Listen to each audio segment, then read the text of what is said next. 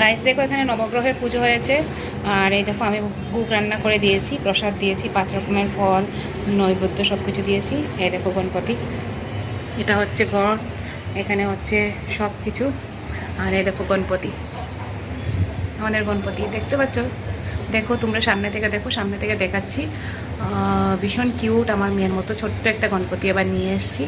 আর দেখো গণপতিকে, আর আমার বর সাজিয়েছে দেখো কত গণপতি দিয়ে। তো এই দেখো ডেকোরেশনটা দেখাচ্ছি তোমাদেরকে।